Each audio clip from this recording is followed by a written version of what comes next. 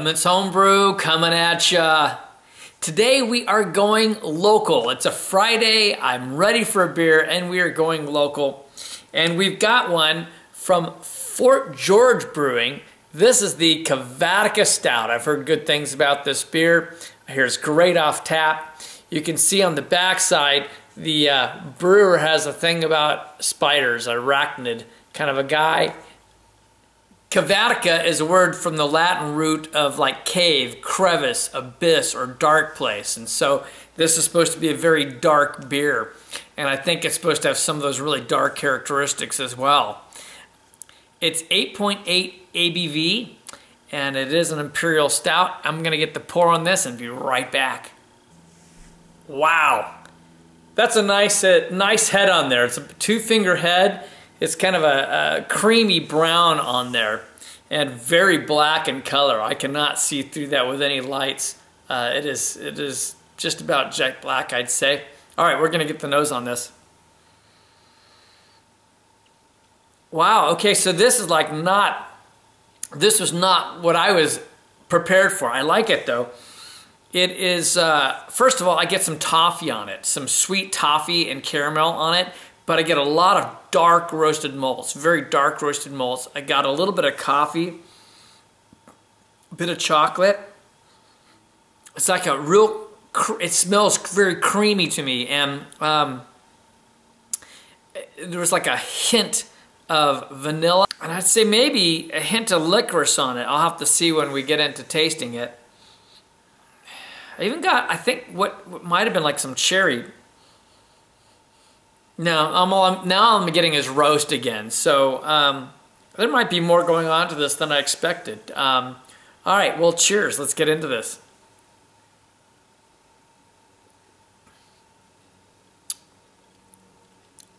Well, there's actually some layers and varying flavors as it went through the palate, the whole front to back. I'm going to start with the back. I get some really dark roasted malts, like burnt malts, very dark. That dark arachnid spider theme going on there. On the front, you get some nice sweetness. Again, a lot of roasted malts. They don't feel quite as dark to start. A nice creamy texture to it. A hint of coffee on there. Not a lot of chocolate. Very light, but a hint of licorice. It's a very different taste indeed. And like I say, just a dark roasted malt. You know, I think of Cascade, and I always think of getting like grapefruit. And I'm not really pulling the grapefruit off that, but I know that probably however much they put at the beginning of the boil is like bringing in some of that bitterness on the back end.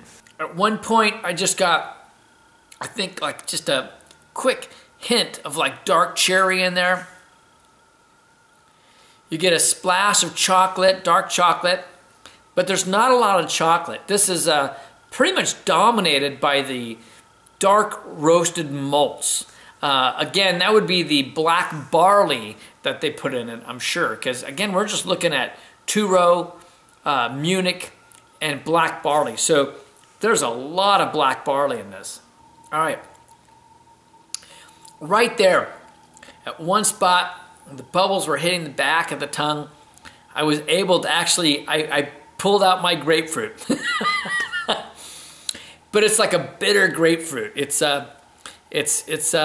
because it has so much of that bitterness between the malt, the dark malt, and the hops themselves off the boil.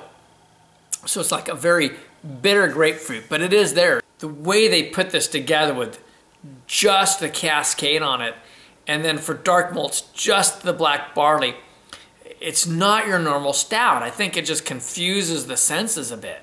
I also wish that the body was a little thicker.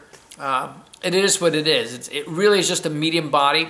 I do appreciate at least the creamy mouthfeel, and the carbonation is just, I think that's spot on. That's really good medium carbonation on there, medium low, but for the style, it just really fits this beer very well. Ratings. It's a fun beer, and yes, I love variety. I'm a sucker for variety, but it's a tough beer to palate. I'll admit to that. I'm enjoying it, but I don't think many people would probably care for this beer. I think it would be really tough on the palate because there's just such deep, dark, burnt roast malt with not enough relief from sweet flavors. And those Cascade hops just come through. They must have put a lot on the bittering side. You're not getting so much grapefruit as you would expect. So it's not like it just feels like there's not a lot of Cascade that was put in towards the end of the boil. In terms of an Imperial Stout, rating it, I can't give it too high of a rating. I think it's a B beer. I'm gonna give this one, I think in terms of style, I've got to give it an 84, kind of the low edge of the B. Overall, that's a different thing. That's just me. It has nothing to do with style or anything else, what anyone else thinks. It's just me. I'm enjoying this one a lot, quite frankly. It does need, I think, a little more sweetness to balance it out and so forth. It is really, has a lot of bitterness and a lot of burnt malt, dark roasted malt. Still though, I'm going to move it just on the upper side of the B, not quite a B+. I'm giving it an 86. But I got to tell you something. I've just got to say that if you like the dark side,